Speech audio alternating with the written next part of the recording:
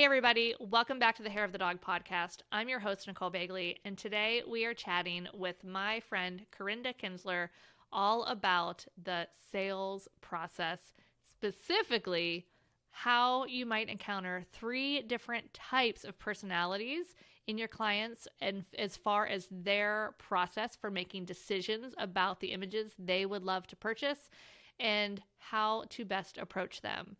Listen, if you're doing live sales in your business, which I highly recommend, then you need to listen to this podcast. Live sales, remember, is either in-person sales, or it could be Zoom sales, or it could be phone sales. It is just when you are walking your client through the sales process, helping them make decisions about their images and what they want to do with them in whatever medium is available. Heck, it could be hologram sales in a few years, virtual reality sales, who knows? But the point is, you are there live with your client, helping them make decisions. If you're offering that service, you need to listen to this podcast again, because we're breaking down the 3 different really kind of personalities that clients come to that decision-making point with, and the different ways that we can serve them the best. So stay tuned.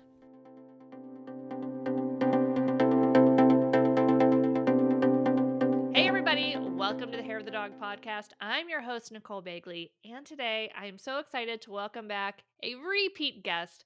We have Karinda Kinsler.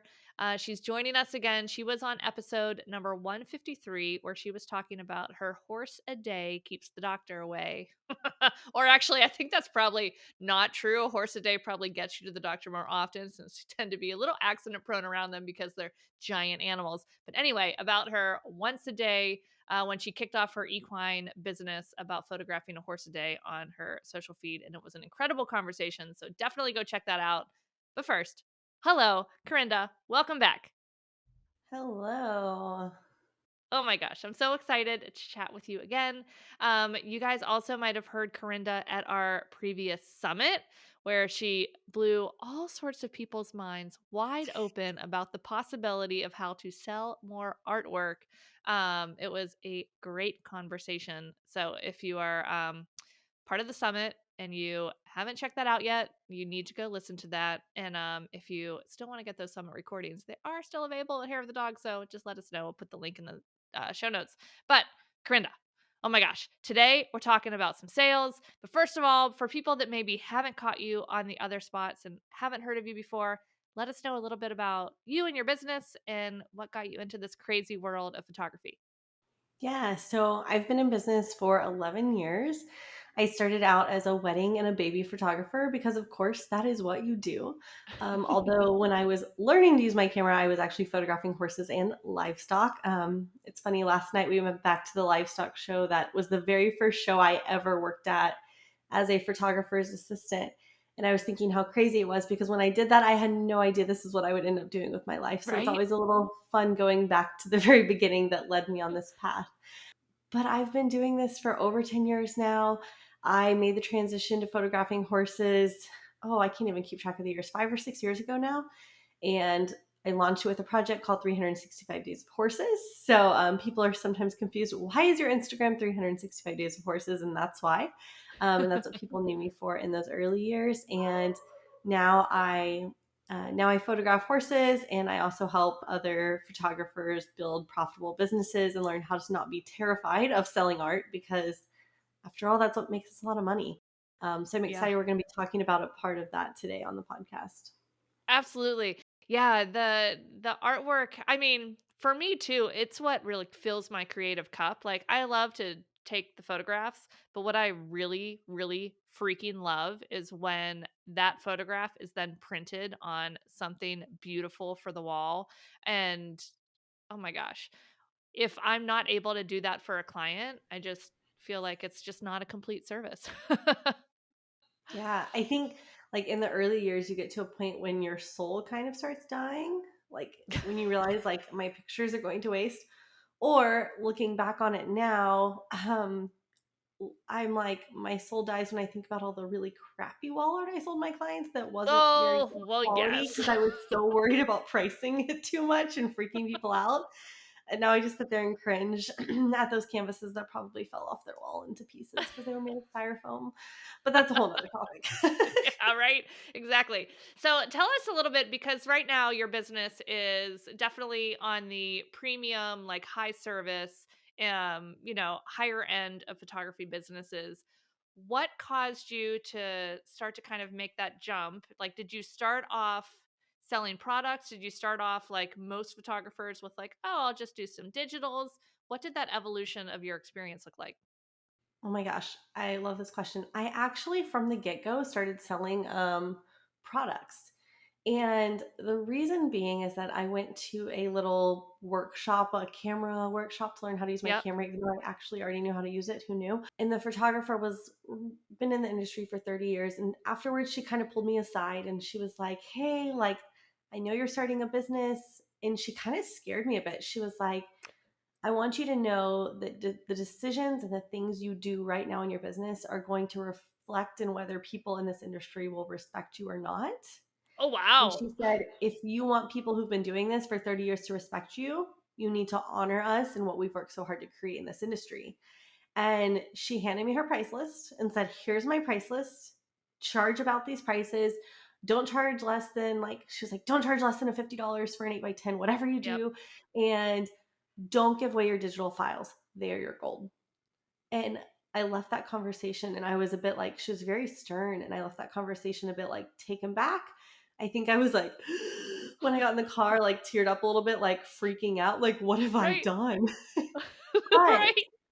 I can honestly say that conversation set me off on the trajectory of knowing that selling physical products was important. Mhm. And I was like, you know what? She's been doing this for a long time. I'm going to trust her. And I kind of went into it with that. And honestly, I didn't want to disappoint her. I was the people pleaser Yeah. in me. So I wasn't going to go do what she told me not to do. So that definitely set me off on the right path there in the early years. I love it. Mine is a little bit similar in that, like, when I first started, I think I maybe had 5 clients, and I was like, "Oh, okay, just like all inclusive, kind of like a portfolio build. Like, let me just take some photos and sell you some digitals." And then I had my son, so I, wasn't shooting for about 6 months. And then when I was getting ready to like officially launch my business, I went to Imaging, PPA's big conference, and Allison Tyler Jones, who's a portrait photographer, was doing a class there about their in-person sales. And I remember watching it and being like, and she was talking about Pro Select, which at the time was one of the only softwares out there for showcasing people's walls and putting your artwork on the wall. And I just remember leaving that talk and like, oh, this is what it means to like run a photography business. 10-4, okay, check. And so when I relaunched my business, it was all product based. And kind of same, it was maybe not the highest quality. Now I have like really high level products. Back then it was just kind of the lab based stuff, which was fine. It's still good products, but it's not like the high end like kind of luxury products. But I look back on it and I think of the work that I was creating at the time, thinking it was good.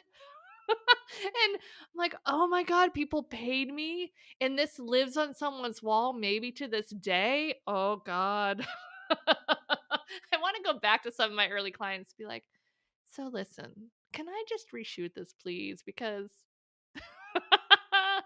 oh, but I don't know. I always kind of use it as a teaching moment too for students of mine that feel like, okay, my work's not good enough. And I don't know if you found this, but I find the students of mine that are questioning, I don't know if my work's good enough, often have work that is plenty good enough, and they are just holding themselves to this like ridiculously high standard that no one can ever attain. And I think they're using that as an excuse to not really have to get out there and go after it because they're like, well, I don't know if I'm ready. I don't know if I'm ready.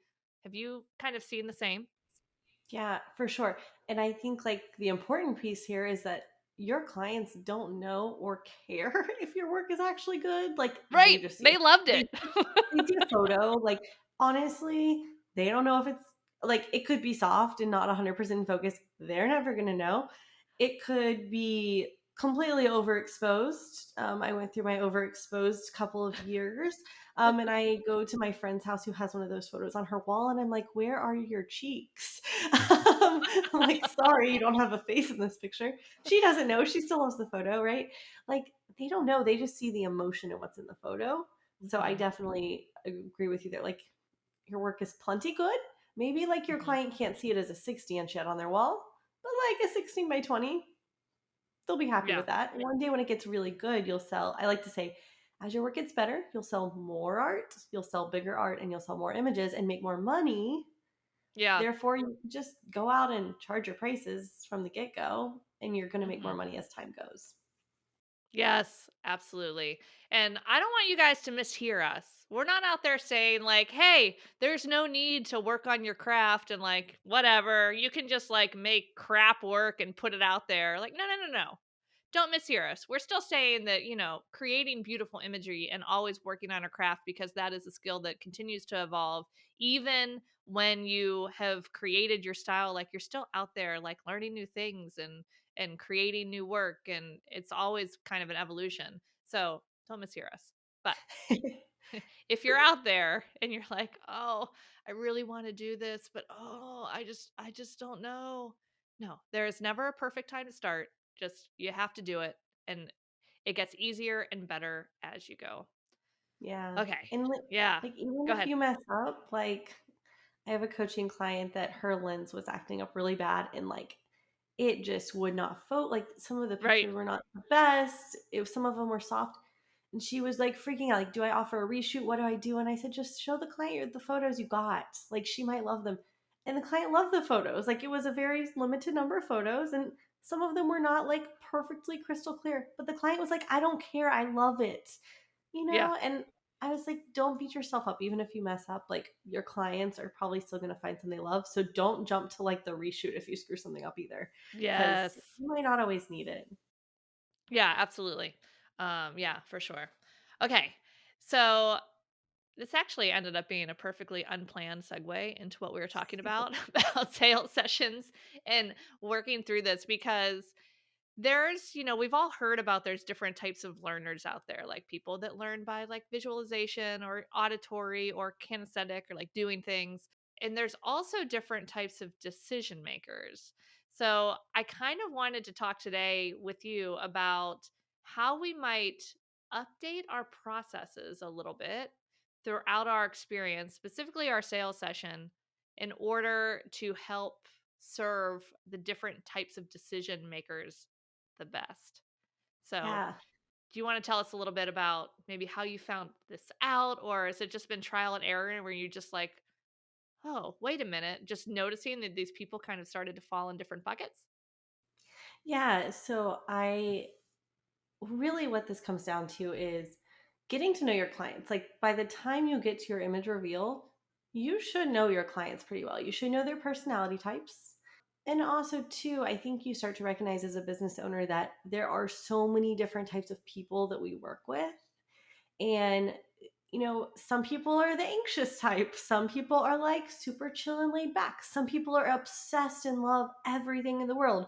Some people are a little cynical about things. And like, I think it boils down to getting to know your clients before the reveal happens. So they're comfortable with you at the reveal. They're honest. They're going to say how they really feel. But then also, like, after you start diving into your reveal and you get 5, 10, probably really 3 minutes in to your reveal, that you can say, ooh, this person is this type of person. I need to pivot a little bit. So Hmm. I'll kind of share with you what those three buckets are for me now and how I look at them. And honestly, I think that some of this is based on my own experiences, having my portraits done with other photographers and seeing how Yeah, they do their reveals, the things that I did like about them or did not like about them from a client perspective. So I do a few like unorthodox things. So I'll kind of start with that is the few I kind of love that. unorthodox things I do to get into this. Before you jump into that, I want to point out something important that you said, and that is the times that I've been a client. Hmm. How many of you guys out there have hired another photographer for you and your dog, or you and your horse, or you and your business headshots? because you guys, at least in the US tax code, these are marketing images. You can do it as a business expense. There is no excuse to not hire another photographer to create beautiful images for you. And also, then you get that experience. You get to like feel what it's like to be on the other side. Like for the branding images, and I was like, Carrie Allen is who I hired. She is amazing. She's here in Charlotte. And I was like, Carrie, I don't do makeup, but I know I should probably have some like help. What makeup artist like can give me natural makeup that still looks like me without like too much? She's like, "Oh, this one or this one." Okay. And like she directed me for like, "Okay, now drop your chin, this and that." And I'm like, "Oh my god, this is amazing." And the same thing as Corinda said, like you get to go through this whole process and you can see what works, what maybe doesn't work from your perspective, and it allows us to build our businesses so much better. So that's Yeah. my little soapbox. I just had to throw it in there. 100%. And that's something gotten a little lazy about it lately, but we actually used to hire a different photographer every year. Don't hire the same photographer, hire different Mm-hmm. photographers and hire photographers that you look up to. Hire photographers that you like have idolized, hire those photographers that you look at their work and you're like, wow, this is stunning. How do they do this? Because being on the other side of the camera will really quickly show you what that photographer is really like. And when you get Mm-hmm. your pictures, you'll be like, oh, okay.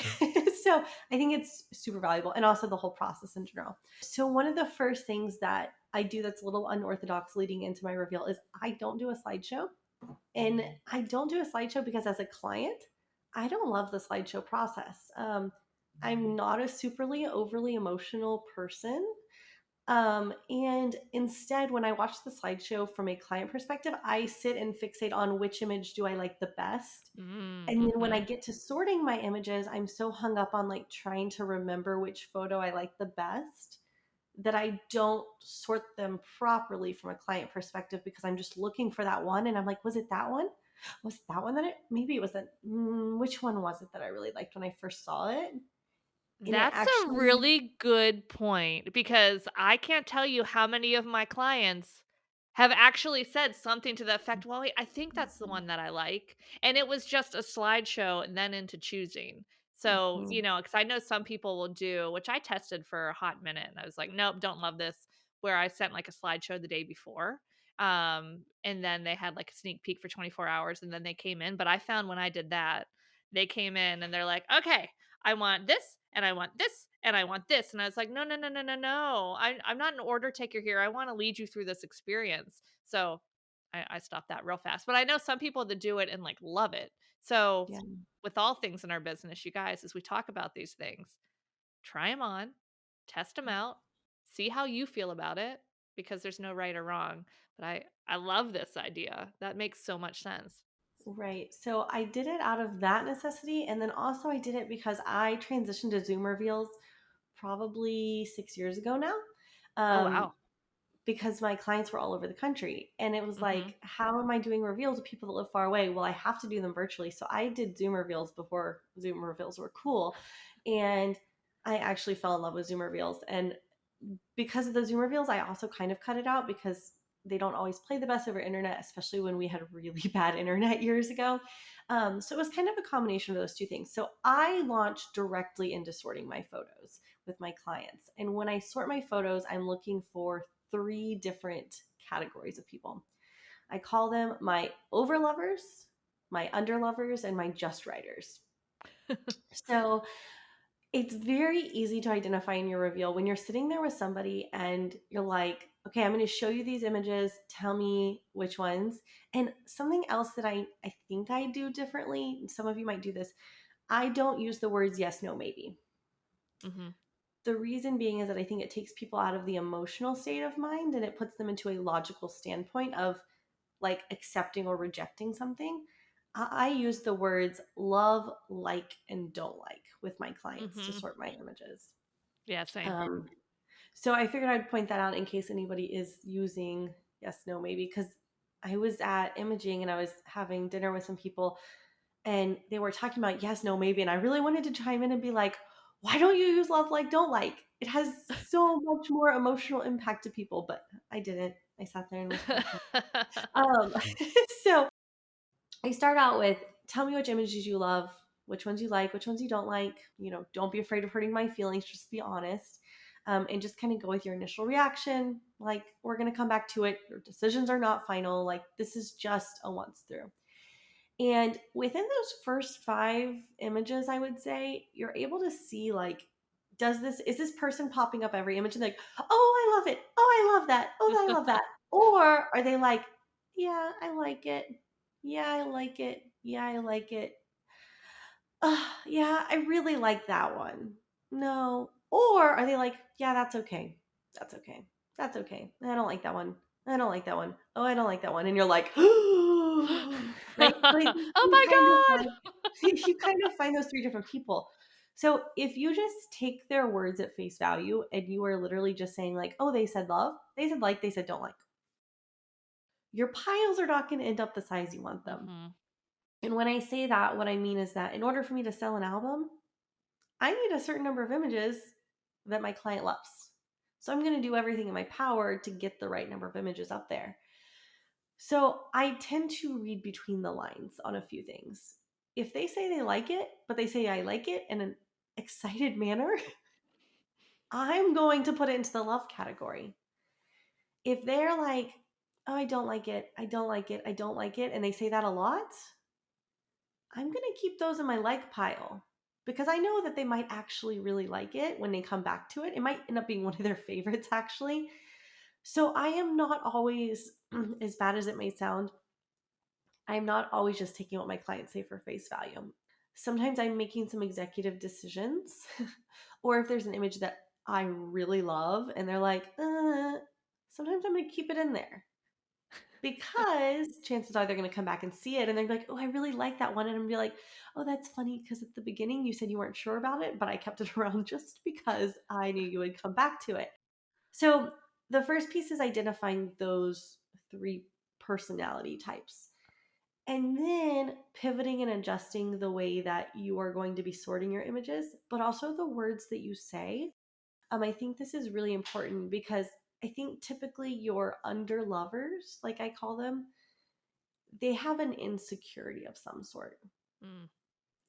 It's not that they don't love your images, it's that for some reason they're tearing themselves apart or they're being like picky about something. And as an artist and as a photographer, you should know like my work is good. My work is great. I have people that love my work all the time. So if this person comes into the reveal and they're just like, it's okay, it's okay, it's okay, I don't like it, you have to kind of mentally know in your own head that that's not on you. It's probably on them. And when you find that person, you kind of need to have those alarms going off in your head. And you either have to identify what it is that they're being critical about. Is it that they don't like what their arms look like? Is that they have a pimple on their face and they're being overly dramatic about it? Is it that their horse has slime on their mouth or their dog has some slobber coming out of their face, right?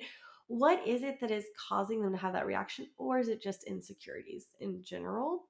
And what I find is that those under lovers tend to be the people that you have to step in and be like, okay, like, can you tell me what's going on? Like, is there something about this? And sometimes they'll be like, oh, it's my arm, or oh, it's my face, or Mhm. oh, my horse this. And you're like, okay, I can fix that. That's not a big deal. And Mhm. they're like, oh, you mean you can make my arms skinny? And I'm like, heck yeah, girl, I'll make your arms as skinny as you want them. And then they're like, okay, I love all my pictures now. Sometimes it's that, but the other thing is sometimes those types of people just need extra encouragement.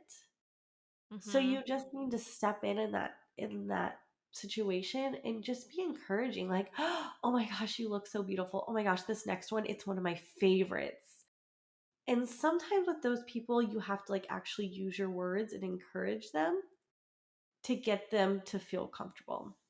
So that's kind of my first situation that I think we have to be really cognizant of because it is so easy to get in our own heads when that happens and be like, Uh-huh. I suck, I'm terrible. They No, you hate don't. everything. Yeah. Uh-huh. And you go down this like just this like whatever sinkhole Yeah. of just yeah, being lack of confidence in yourself, like just shaken to the core of like, oh my God, these people hate these images. I actually had a client like that now that you say this, I'm like, oh, this is 100% where they were. And I like, even once the session was done and things delivered, I was still like, God, I hope they liked it. Like, I'm still not sure if they're happy with it.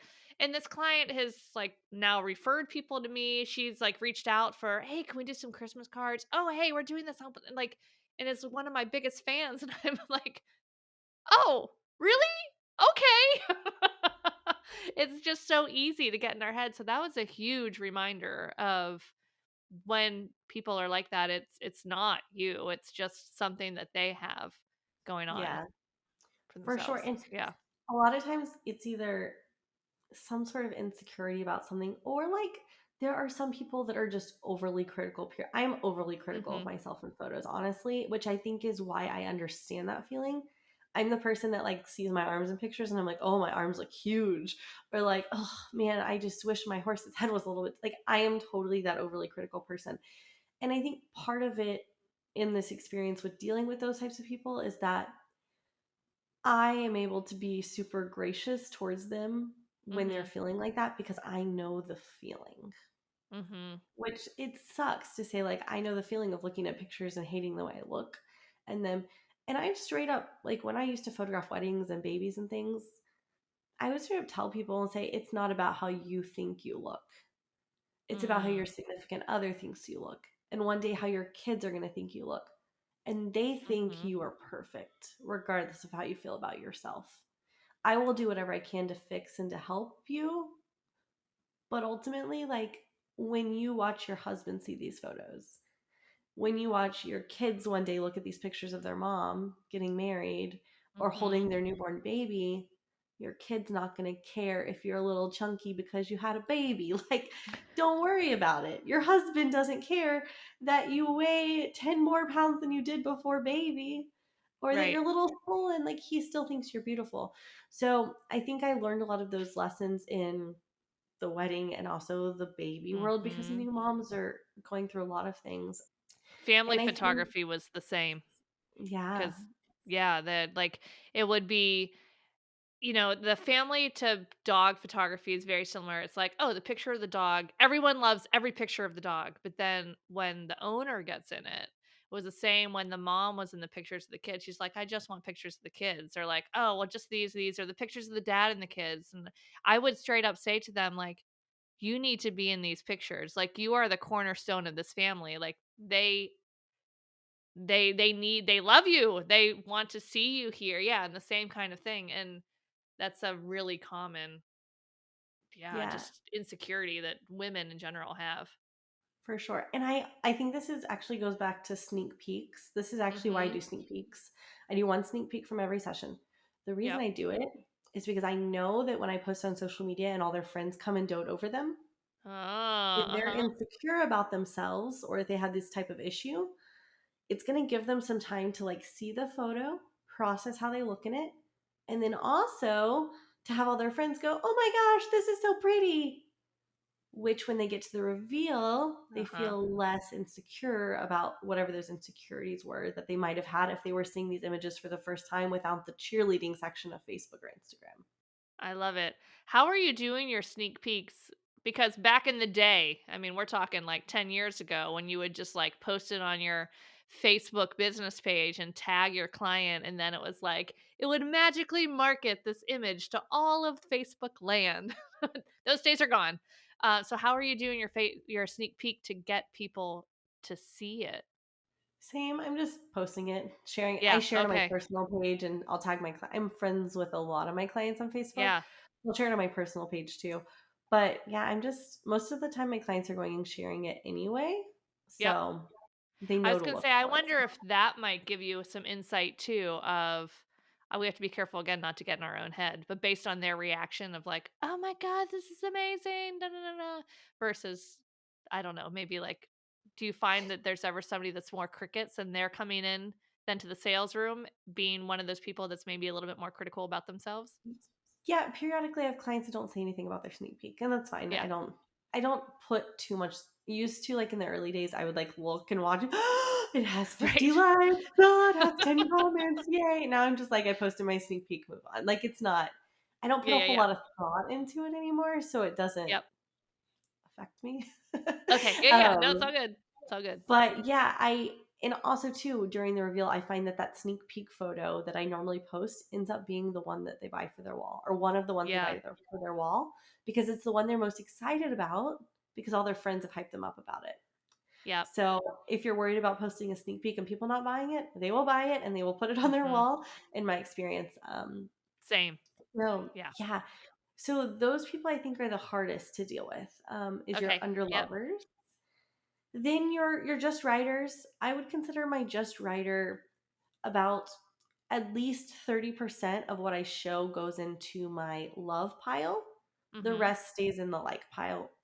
Normally, I don't have very many that actually go in my don't like pile unless it's like something very like obvious and they're like, oh, I hate the way I look in that one or something, right? It has to be something very obvious to put it in the don't Hmm. like pile. So I'm not super concerned with how many go there.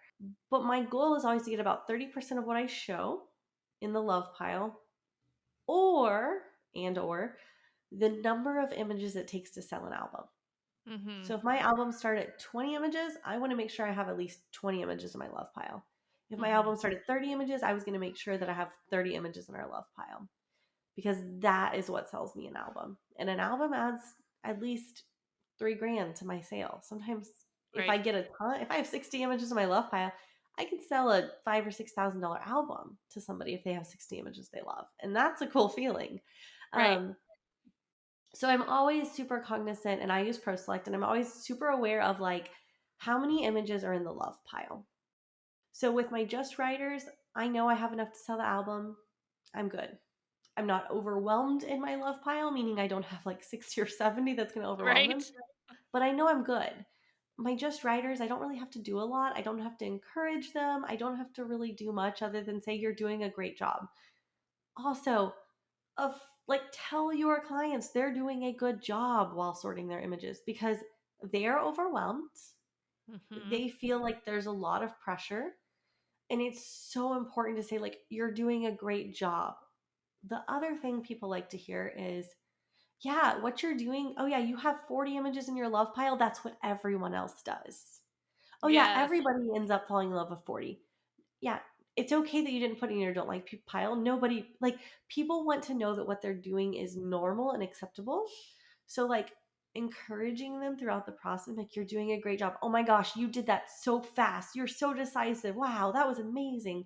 Like that helps people's brains to Hmm. feel encouraged in their decisions. Um, Absolutely. so my just writers, I know I have enough to sell an album. I know I'm not going to overwhelm them. My overlovers, man, I love my overlovers, but my overlovers can be a little infuriating sometimes. Only because They love it they all. sort yeah, they love it all. And sometimes that can result in the I want it all. So Mm-hmm. if you have 70 or 80 images in your love pile, but you know this client has told you because you've had enough conversations about them and their what they're doing and pricing and all these things. If you talk to somebody and you know that they have said to you, Karinda, I can only afford a set of 8 small Mm. prints, Mm-hmm. but they put 70 photos in their love pile, you're going to be in a world of hurt. Now, that's not to say you shouldn't, that's not to say that you should discourage them from doing that, but you need to recognize that you can get yourself in a really bad situation if you don't have an idea of what your client wants, what they're ready Mm-hmm. to invest with you, which sometimes they might throw you for a loop and surprise you. Um, but like that can get you in a world of hurt. So with the over lovers, it's really important that with those people, once you sort your images, you're coming back to those love pile and you're narrowing it down without getting rid of images. Mm-hmm. My goal is never to get rid of images, but my goal is to always say, okay, we have 60 in the love pile. That's kind of a lot. What if they can't do a 60 image album? So I'm going to come back through and I'm going to pinpoint, depending on the client, a third to a half of those images that they love the most. So I call them my Mm-hmm. love loves. And if you use Pro Select, you can put a label on an image, like you can change it to a heart icon. So I have it a heart icon is a favorite key. And I I think it's just didn't know that. So yeah. within like the love gap, like where you sort it in those three sections, you can add a label within a section. Well, so I use Oh. the F key. Uh-huh. It will add a heart if you have your settings set up right. I think it's the F Yep. key. Yeah. It's so automatic now, it's hard to remember. But you can essentially set it to like a heart icon or star or like a thumbs up, or there's different icons you can set it towards. So I'm going to pull up maybe 6 or 8 images at a time, and I'm going to say, okay, which 3 or 4 of these do you like the best? And I'm Yep. essentially going to come back and I'm going to highlight the set of them that they like the best. Mm-hmm. Because when it comes down to picking out images for an album, and you say, cool, an album with 60 images is going to be this much, and they're like, ooh, can't do that. Right. Yep. Then you don't have to sit there for like 30 minutes painstakingly narrowing down photos because Mm-hmm. you already have them narrowed down once. Yep. So, really, the overlovers are a bit about setting some things into play during your sorting process. So that way, the client doesn't come to the end and feel like, oh man, I lost out on all 60 of those images I wanted because I couldn't afford them. Instead, Mm-hmm. they feel like, well, I got the 30 I really loved anyway, so Yeah, I'm I good. got the best of the best. Mm-hmm. That's a huge psychological shift right there. Yeah. Huge to have them feel excited about their purchase versus like a little remorseful that they left something on the table. Yeah. Because if you're like, okay, we can do a 60 image album, it's like $6,000. And they're like, I can't do that. And you're like, okay, which ones do you want to get rid of? And Right. you sit there and you painstakingly are like, get rid of this one, get rid of. It's like, Uh-huh. it's terrible. And I remember those situations back like years ago before I started using this method and recognizing what was happening. And I would sit at those reveals cutting images for albums, and it was just like finally I would just get to the point where I was like, we're done. We're not cutting anymore. Fine. I'm just giving them to you for this price because I can't watch Right. you painstakingly deny another photo that you love. Um, Right. so it came out of that. And like honestly, if I know that a client is like dead set, like they can only do 8 images as small prints, they can't do an album, they're maybe gonna do some small images and a piece of wall art. I am 100% going to go through that narrowing down the loves Uh-huh. with the intent of getting it to like maybe 15. Yeah. Because then if we drop down to a set of 8, we're only cutting about half. Mhm. But it'd be really easy for them to add on 5 more and just spend the extra $1,000 or whatever Right. and get an album. So Yep. I'm always kind of like playing poker a little bit. I'm always gambling a little bit and like, okay, which way do I think this is going to go? What do I need to do to make this the best experience? Like, how can I hedge my bet on this Yeah. Right. and not just Right. like do the same thing over and over again, which I think so many people just, they're like, okay, I need to do it this way. And I do it the Mhm. same way every time. And I'm so focused on narrowing down the images and getting rid of the nose and getting it down to what they really, really love that I'm over culling.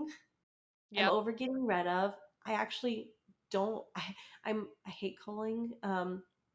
I overwhelm my clients a bit during my reveals, a little Yeah. bit on purpose because I know if I show 80 to 100 images, I am way more likely to sell an album than if I only show 50 images. Yeah. That's a great point. I just remember hearing for the longest time and how I used to do it too was like less is more and not overwhelming them. But yeah, I probably show about 50 these days. It depends for one dog, two dogs maybe 60. If it's a really adorable dog, no more than 70.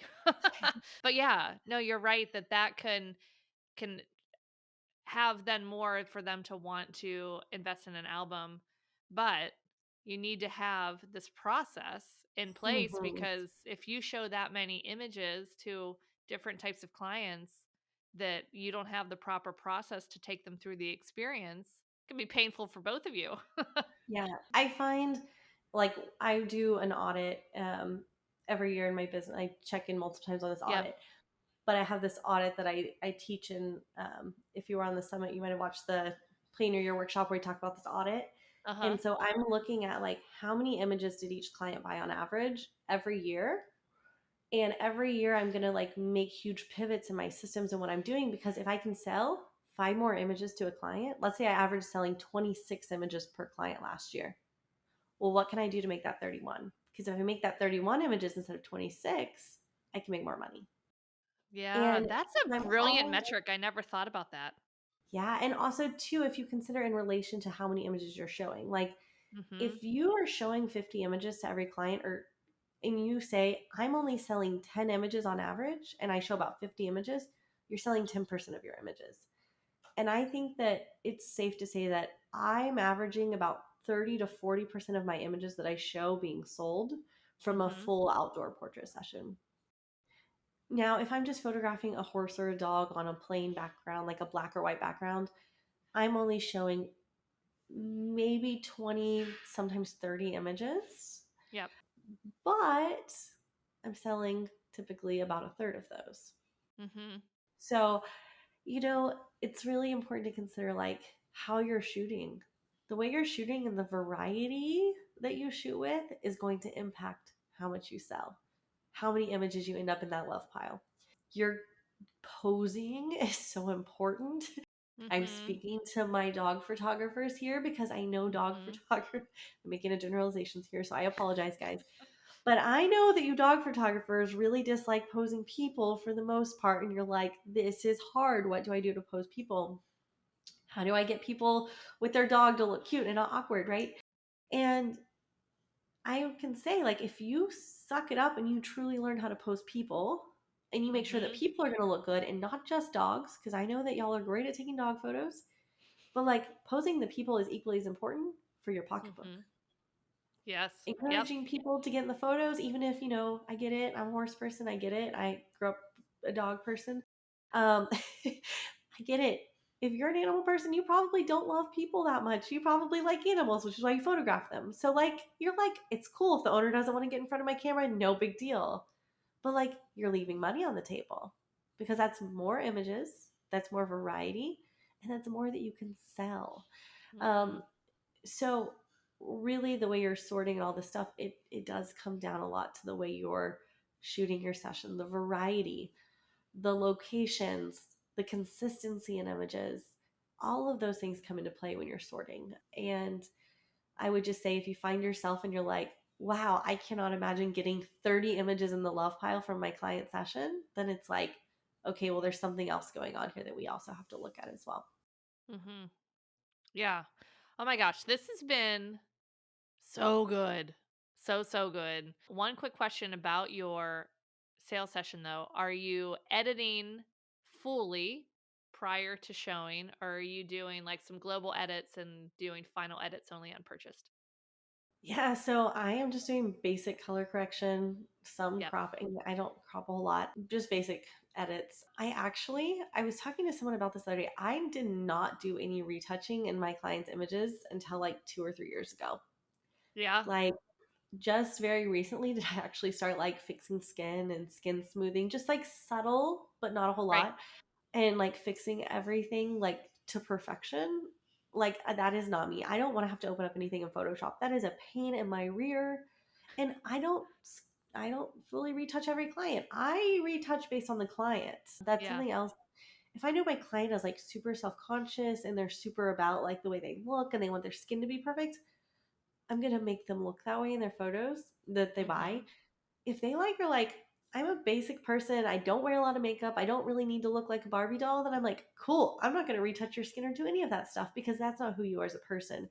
So the way I retouch my final images actually depends on my client and really who they are and what Yep. they're into, because and I'm not going to do that to after the reveal. There's no way. And even I'll add my black backgrounds that I do of horses, and my white backgrounds. I am not fixing backgrounds in Photoshop before I show a client those. For those of you that do black backgrounds or white backgrounds and, even shoot stuff in studio and you might need to fix the background, Mhm. like, don't fix it. If you're doing like those hour-long edits that some photographers do with the gorgeous backgrounds and everything, and you're dodging and burning and fixing eyes, maybe do one if you feel like you have to, but like your clients know what your work looks like in the end. You Right. don't need to spend all that time beforehand. Yep. So definitely don't spend the time. And also, like, get it as good straight out of camera as you can. Like, don't shoot a black background outside in the middle of the day and then have to Photoshop an entire background out. Shoot a black background the right way, and it's going to look pretty good straight out of camera. And then you Yep. can show it relatively with some basic color corrections and some tweaks. But definitely challenge yourself for that, because this is about making money, guys. It's Hmm. fun, but like, how long can you just have an expensive hobby that doesn't pay your bills and that cannibalizes every minute of every single day and takes away from your family and your life and your significant other? Like, it's not sustainable long term. Like, coming Yeah. from the girl who's been in this a long time, like, it is not sustainable and it is not fun to do that. I remember those days. So keep things simple for yourself for sure. Oh my gosh, so good, so good. Corinda, thank you so much for taking the time to share this with us. I'm sure there have been a lot of ahas and brains exploding all over the podcast airwaves this week, listening to this, because it was definitely a unique way to start to look at this.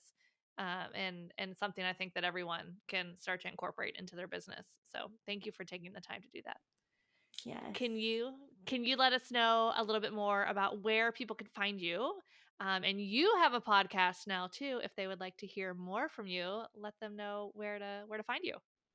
Yes. So, my podcast is Mindset and Money Mastery with Karinda K. On Instagram, you can find us at Master Your Mind Money. And we have a public Facebook group too, Photography Business Tune Up with Karinda K. There's a lot of names there. I apologize, guys. um, We'll put the but links in the show notes. So just lots follow the of show good notes and there'll be the stuff. links. Lots of good stuff going out there. And honestly, like, the reason I do this is because I want to see everybody in this industry like make money. And Hmm. Nicole, I know you're the same way. This is why you do this. It's about helping everyone and seeing everybody be successful, whether you're my next door neighbor, who literally I will take my next door neighbor and teach her everything I know, because it's that important to me that if all of us can build each other up, like, we're only helping one another. And it doesn't Hmm. matter if you're my competitor or not. So hopefully, you'll have lots of good resources out there to build your business. And there's so much out there, guys. So don't be afraid to go out there and just learn and do the things you need to do in your business. Well said, my friend. Awesome. Well, thanks again for being here with us and everybody out there. Hope you enjoyed this, and I'll see you next week.